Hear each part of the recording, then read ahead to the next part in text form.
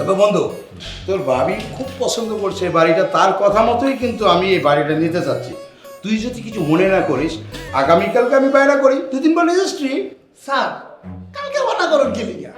আজকে সরাসরি রেজিস্ট্রি করে ফেলান, এতে আপনাকেও সবার লিগে ভালো হইব। কিসের ভালো হবে মানে? কি কোষ?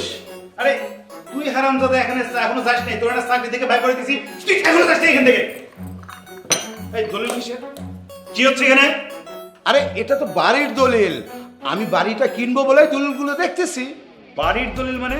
এই আপনাকে কে বলেছে বাড়ি বিক্রি হবে? কেন? আমার বন্ধু কি এ বলে কি? এই, আমি কখন বললাম যে এই বাড়ি বিক্রি করবা?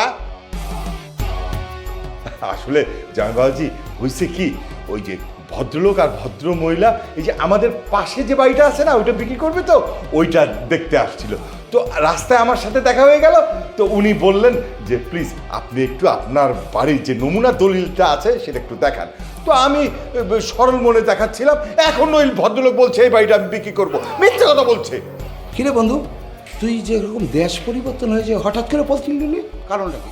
কি তুই আমাকে ডাইকে এনে অপমান করতেছিস কেন তার সামনে? কেসে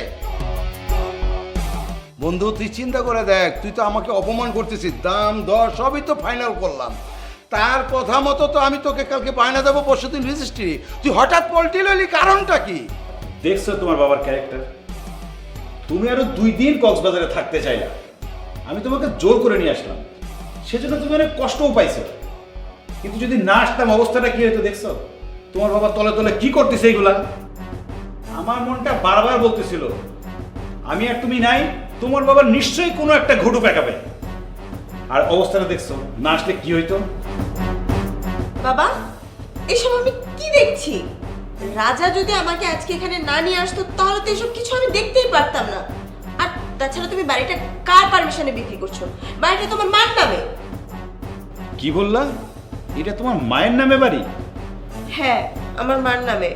আমার নানু আমার মাকে খুব আদর করতো, তাই ভালোবেসে নানু বাড়িটা মার নামে লিখে দিয়ে গিয়েছে। ও, তার মানে এই সবগুলো হচ্ছে আমার মতো www.com, তাই না? হ্যাঁ। এই এবার বিক্রি হবে না, আপনারা বের হন। বন্ধু, এই লোক কি বলে? এই আবার কি কথা কন? বের হন। ঠিক আছে,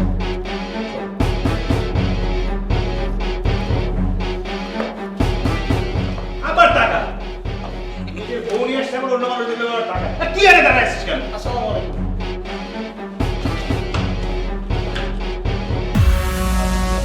এই www.com এদিকে করেন। ঘটনা কি? হ্যাঁ, আমি মানতেছি যে এই বাড়িটা আমার ওয়াইফের নামে ছিল। আমার ওয়াইফ আমাকে খুব ভালোবাসতো। এই মরা কিছুদিন আগে হঠাৎ করে একদিন বলল যে এই বাড়িটা সে আমার নামে লিখে দিতে চায়। তো আমি কিন্তু প্রথমে রাজি হইনি, পরে বলছে যে আমি যদি না নিই তাহলে সে মনে খুব কষ্ট পাবে। আমার বউয়ের কষ্ট তো আমার সহ্য হয় না, এই জন্য আমি আর কিছু বলি নাই।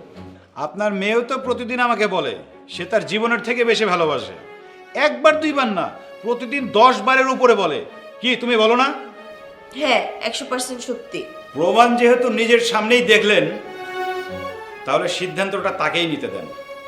এই বাড়ি যেহেতু আপনি আপনার মেয়ের নামে লিখে দেবেন, তাহলে মেয়েই সিদ্ধান্ত নেবে কি করবে। সে যদি স্বামী ভক্ত হয়ে থাকে তাহলে অবশ্যই স্বামীর নামে লিখে দেবে, আর তা যদি না হয় সেটা তার সিদ্ধান্ত।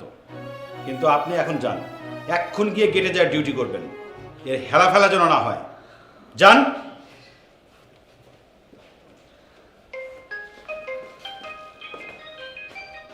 আবার ফোন আসে। হ্যাঁ, বাবাকে তুমি আবার গেটের দায়িত্ব দিতে গেলে কেন? তোমার বাবার যদি মঙ্গল চাও তাহলে আমার সিদ্ধান্তের উপর পুরো ভরসা রাখো, এতে তোমার বাবার ভালোই